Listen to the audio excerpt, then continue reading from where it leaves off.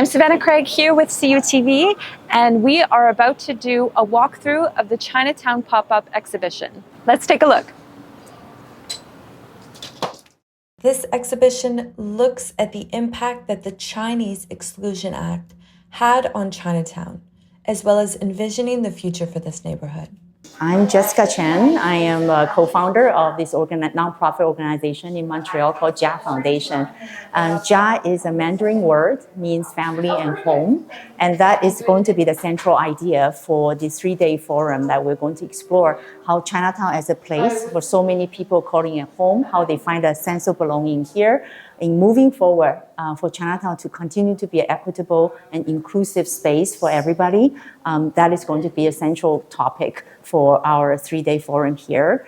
2023 is the centennial of Chinese Exclusion Act that was introduced in 1923.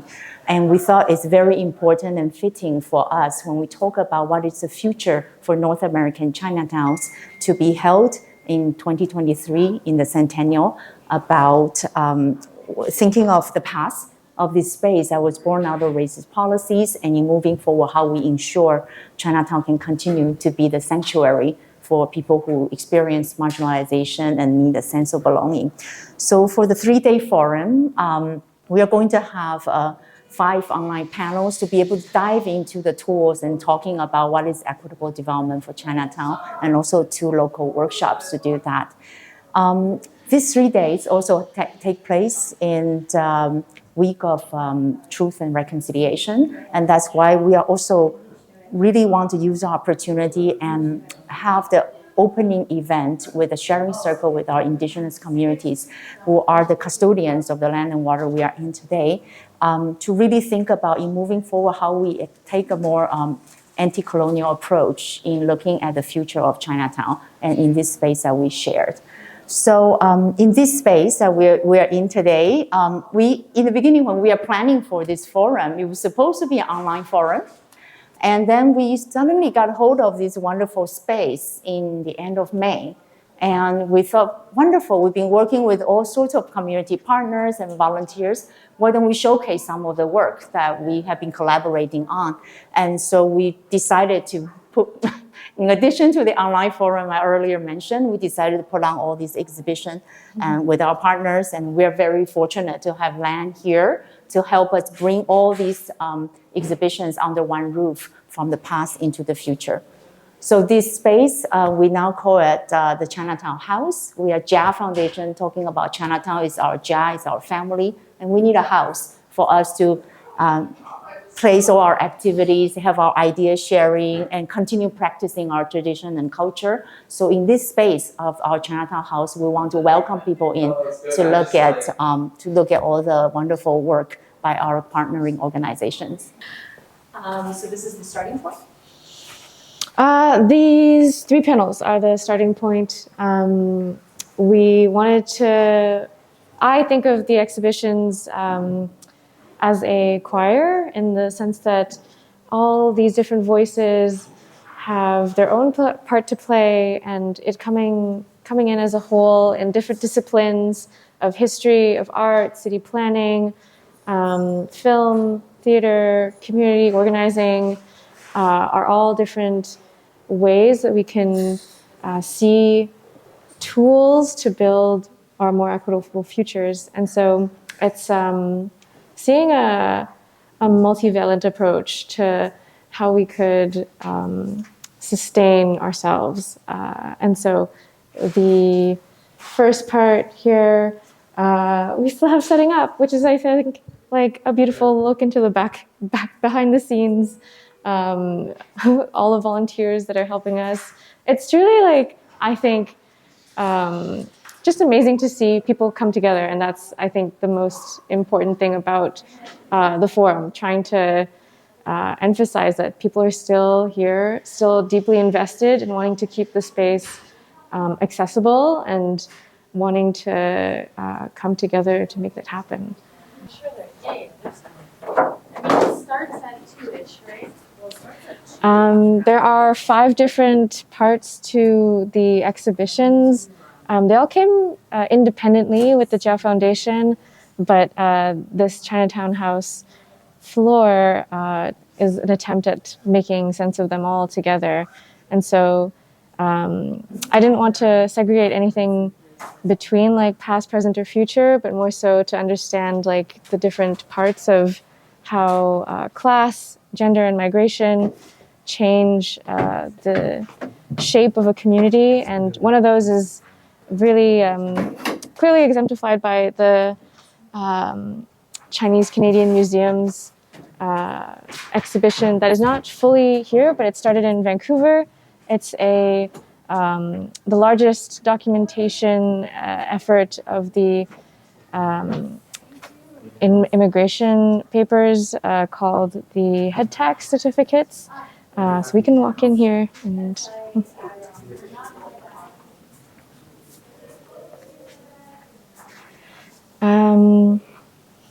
so this isn't the full exhibition, but kind of a adaptation from Vancouver here to Montreal. It's called The Paper Trail to the 1923 Exclusion Act. So even before the Exclusion Act, there was 2 decades of increasing fees given specifically to the Chinese Canadian or Chinese migrants to Canada because the government did not want more people from China to be settling after they had asked migrants to come specifically for the building of the railway.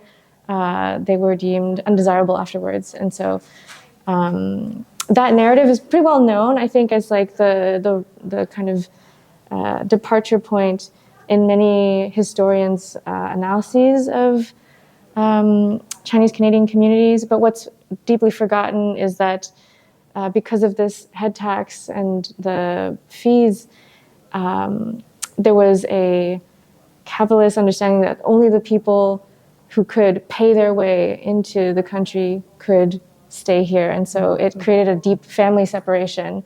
Women who could not work were not able to come, were not able to reunify with their children either. And so there was a class difference in who was allowed to stay. And that is also what contributed to the large 25-to-1 gender gap of men to women, which is one of the reasons why, even though early settlers have been here for almost 150 years, the second generation is kind of only now being established. There has been, because it's kind of like restarting of memory every few decades. And so, I think one of the hopes is that this is not just a memory project, but one that can draw that link to how those policies are still in effect to our own communities, but other communities, and to tie that into current organizing. I know that you mentioned kind of the gender gap. The gender gap. Mm-hmm. In terms of family separation, are there still effects that we can still see from that today? There definitely are people who have been descendants of the people in these photos. For example, is this Charlie?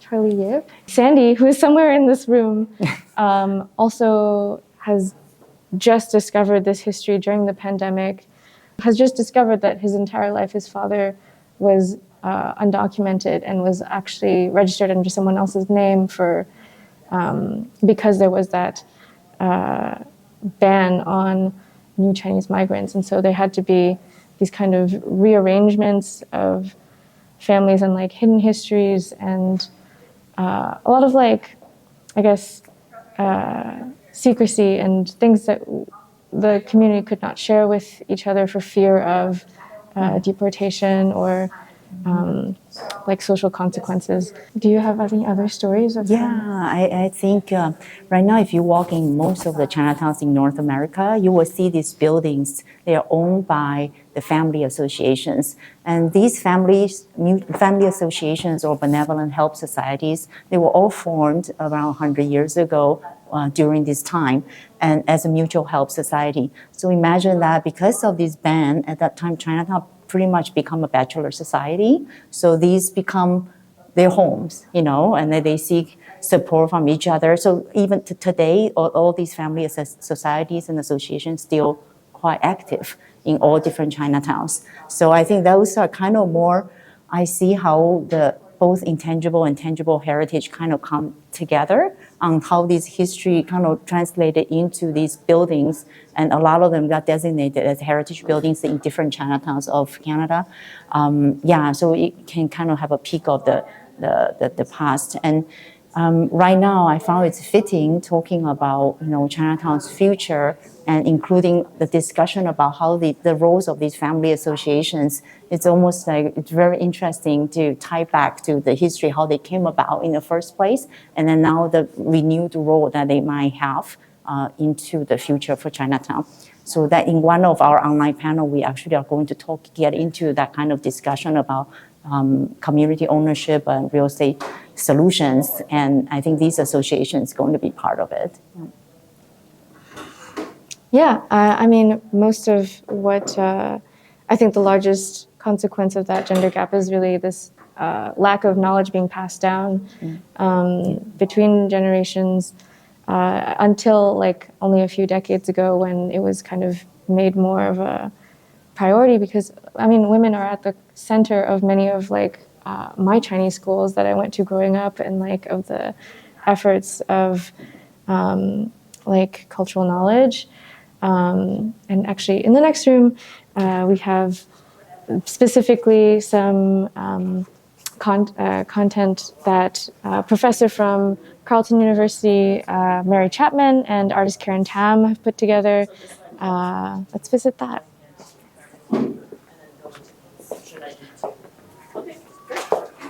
Oh, sorry, we're just going to get in here. Hello, how are you?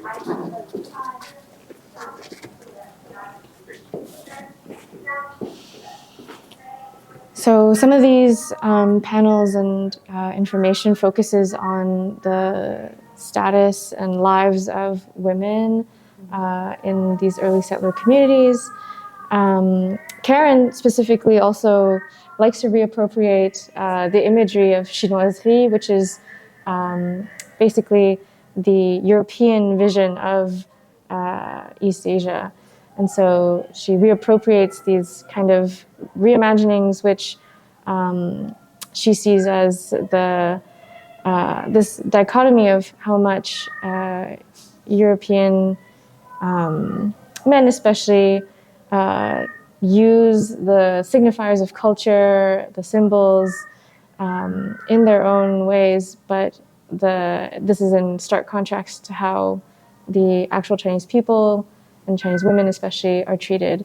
And so she has some photos here of early community leaders who were women, as well as kind of a timeline that goes to the current, most recent festival that also had a collective called Soft Gong of that is mostly non-binary and women who adoptees from China. Quebec actually has the largest international,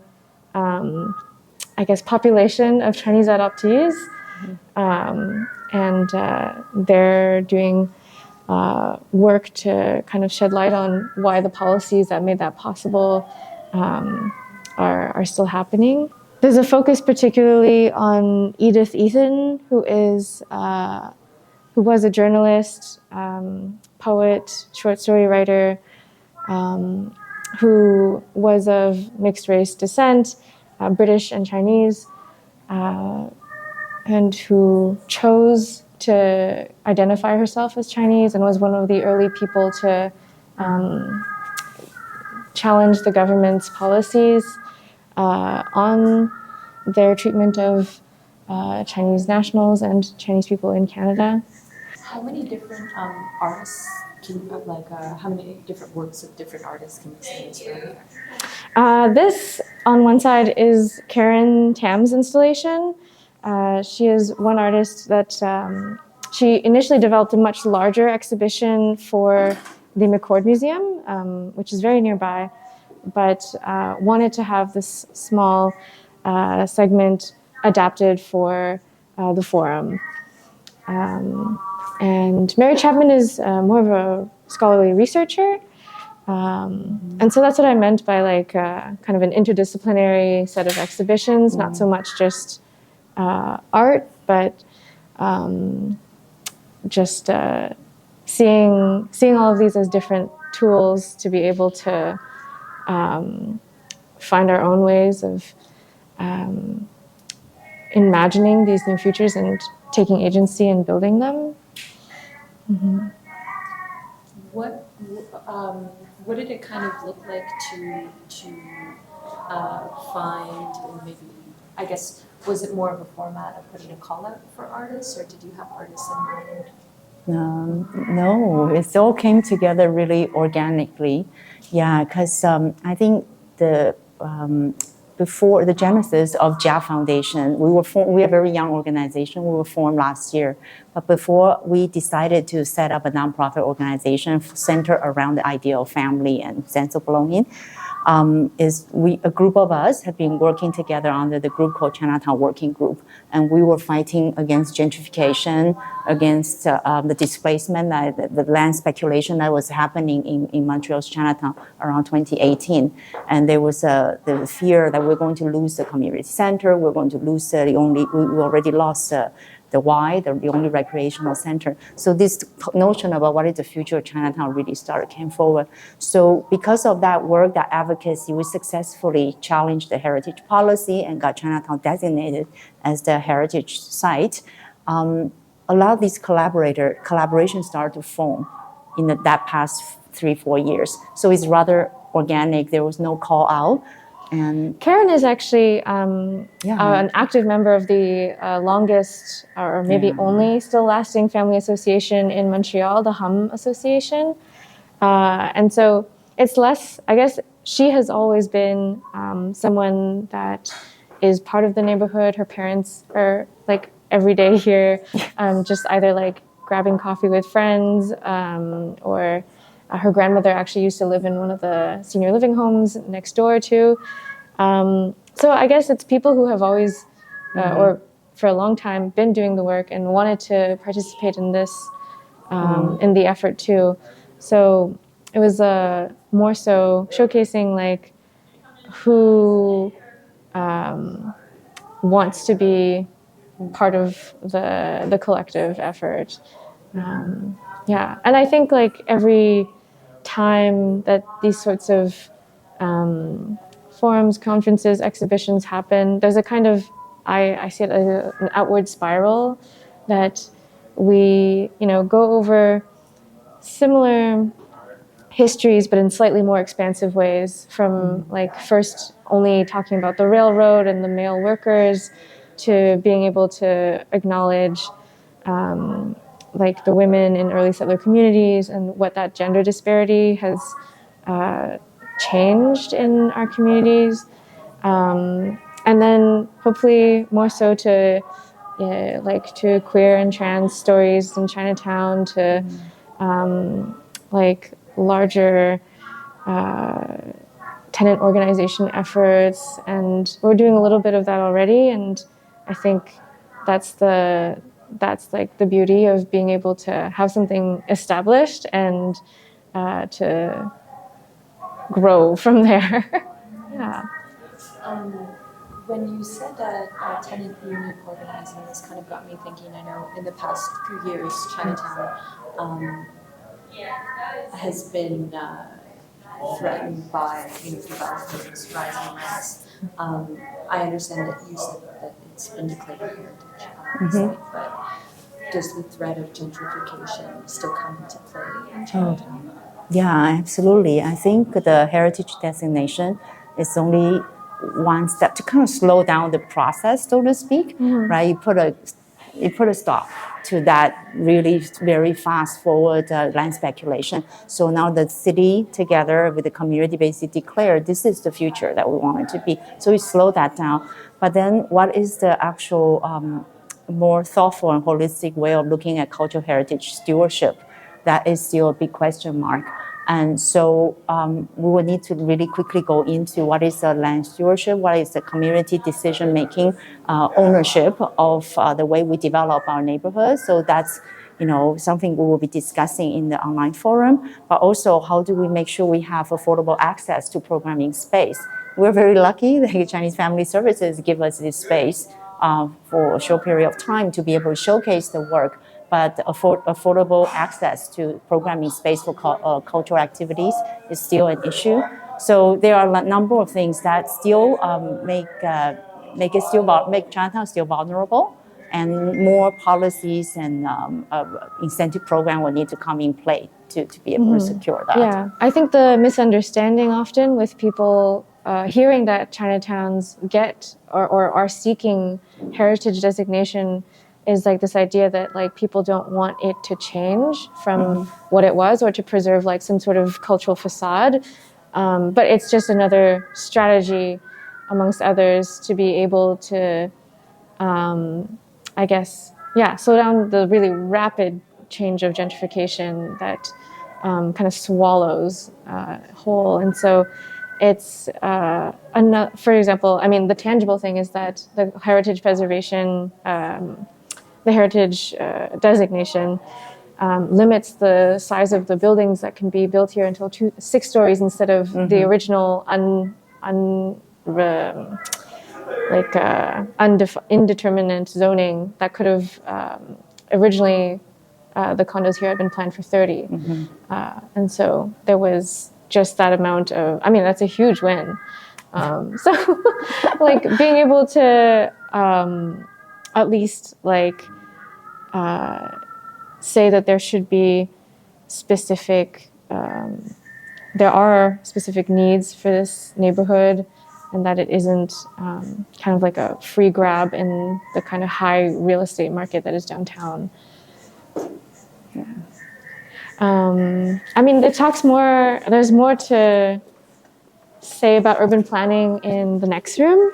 One of the partnerships that the Jeff Foundation has cultivated over the last year and a half is with Chris Gibbs and Dr. Silvano Delata, who are people who are in association with Concordia University's digital laboratories.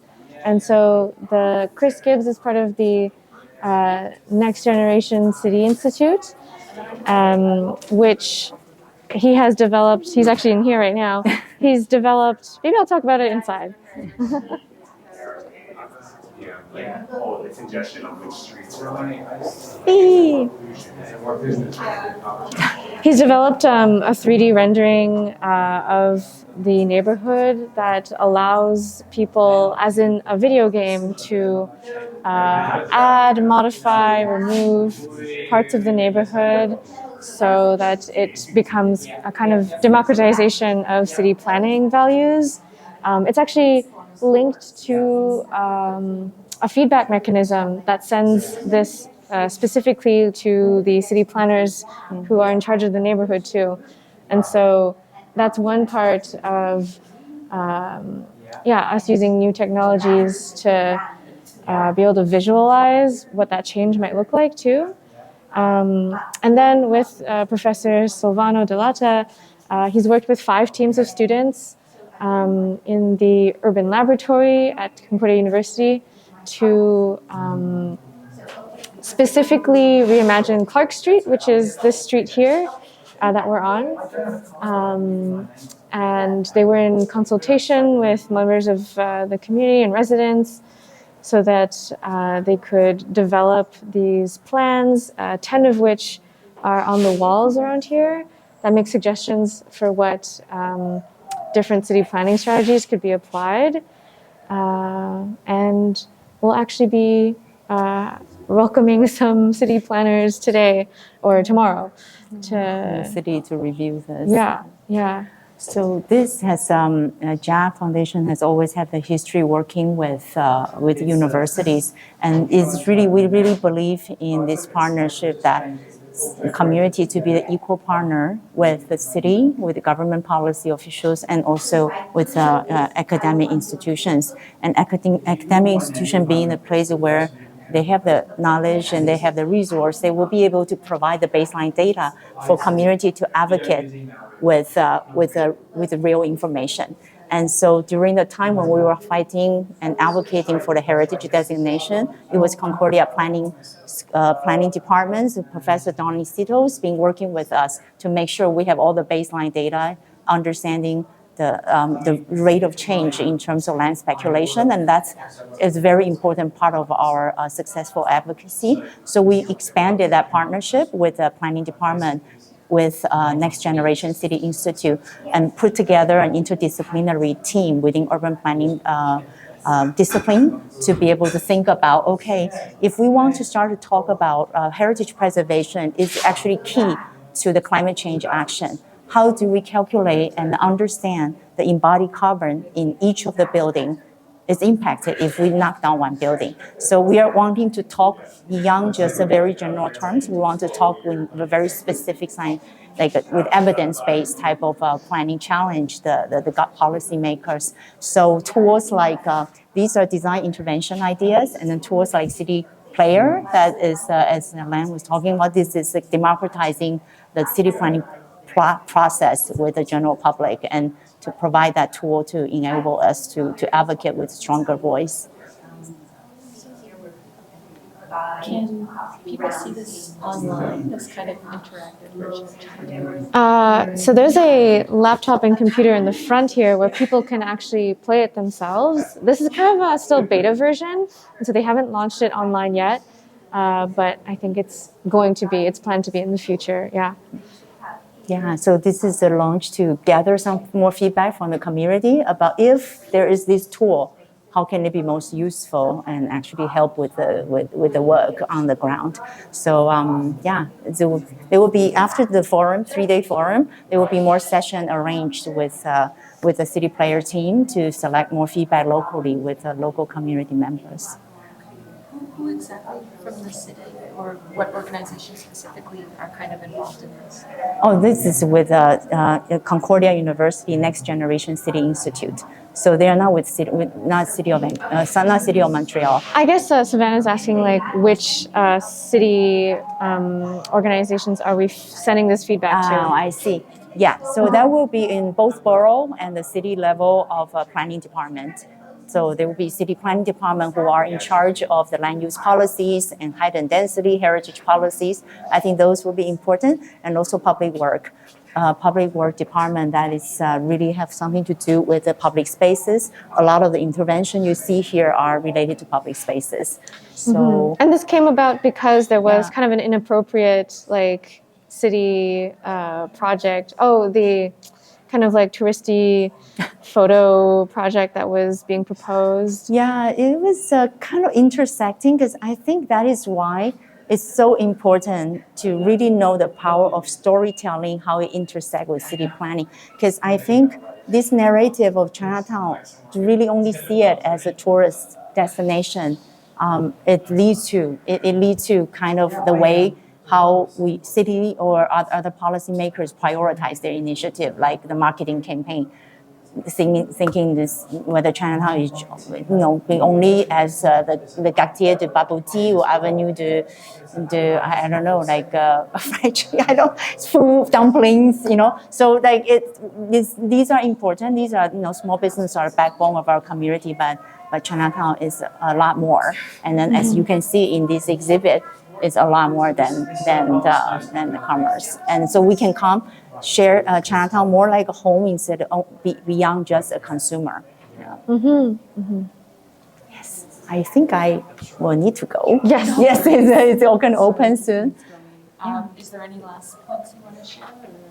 Anything beyond this week? Can people keep up to date? Yeah, so we will be, right now, because we're still volunteer-run organization, so we are going to try to have the exhibit open in the future for next 2 months, from Tuesday and Thursday by appointment only, and more information will be on JA Foundation website.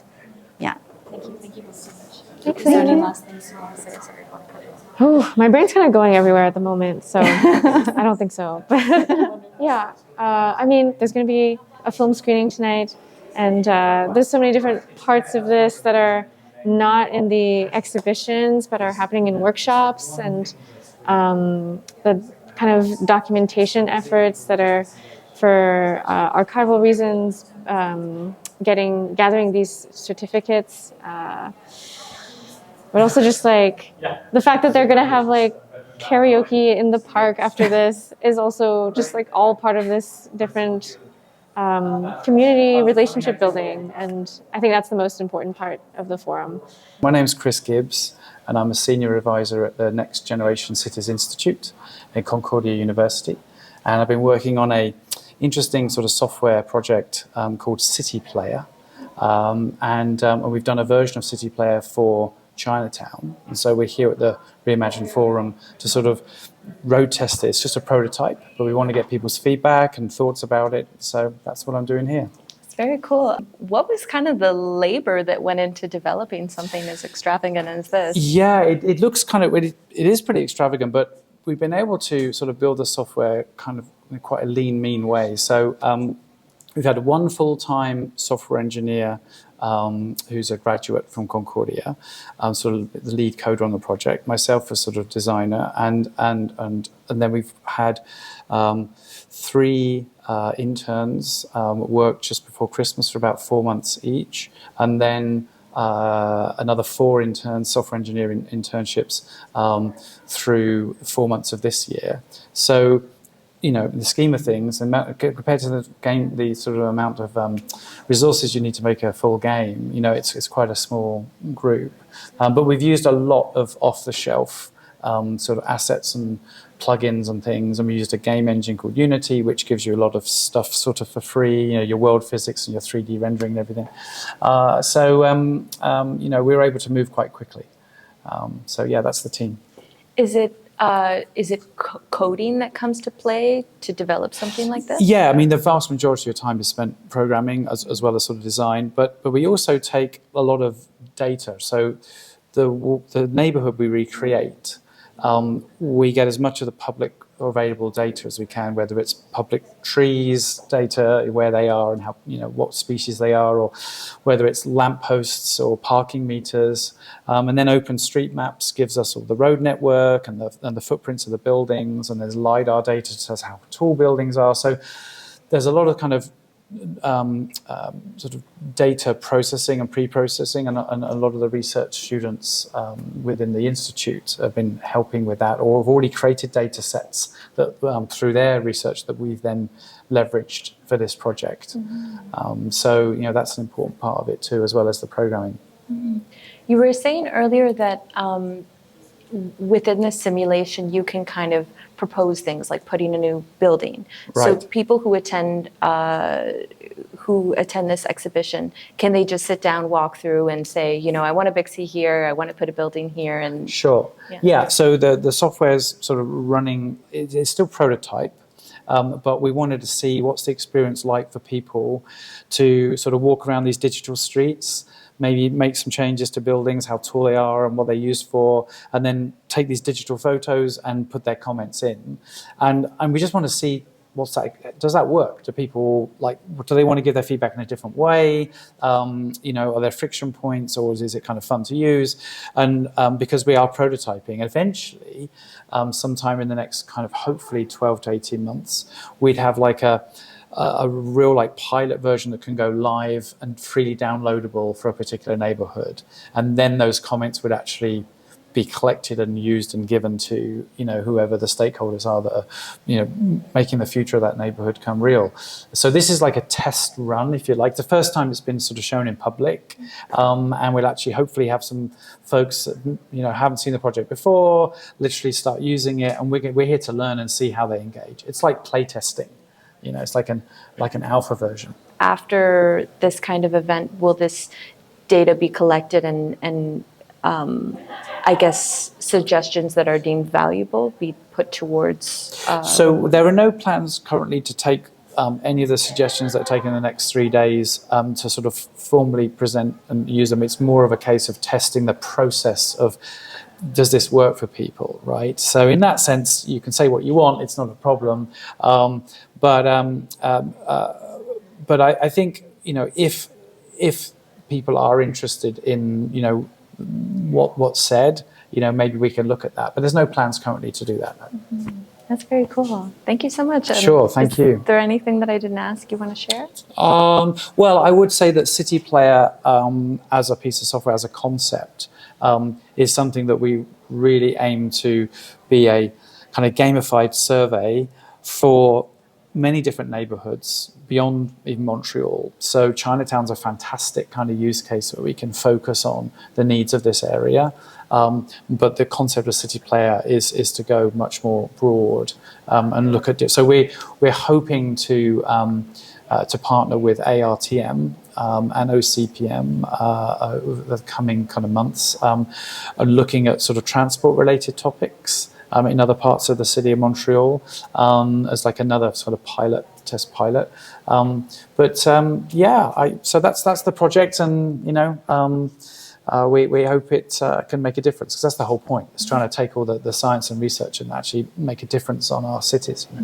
Oh, I know where I am. Yeah, you recognize it? Yeah. So how do I move forward? So the WASD. Oh, so it's like just a video game. It's exactly like a video game. I mean, gamification is what we're trying to do. So, and then if you move the mouse, you'll just walk in a different direction. So now start moving forward. Okay. And you can walk back where you came. Oh. And if you look over to your right, and just walk sort of head through the trees a little bit. Mm-hmm. So here, this is the building we're in now. Yeah, so just to give that's amazing. So you're looking at this this park here. Now, the next thing you can do is you can take a photo. So if you press C, and now if you had some thoughts about what you'd like to see in this area, then you can just type away. More trees and greenery. Okay, perfect. And then that will be captured, and it could be used to help with ideas. Wow. Now the next thing you can do is press 2, and we can change some of these buildings. Now with your mouse, if you click and move your mouse, you can, if you right click, I think, and move the mouse. Now you can sort of look around. Okay. If you do the little scroll wheel, you can zoom in and out. Oh, you clicked on, that's okay. So all that happened there is you clicked on a building. Let's just click on done. And then again, you use the keys before the WASD just to look around. All right. So as you hover over a building, if you just hover there, it'll tell you the primary use of that building. Okay. So that's the building we're in. Okay. All right. Okay. That's the address. It's a cultural building. That's when it was built, 1935. All this data is public data. That's what I was saying about getting data sources. Montreal is an open portal with lots of data. We suck that in, attach it to the buildings, so it's pretty accurate.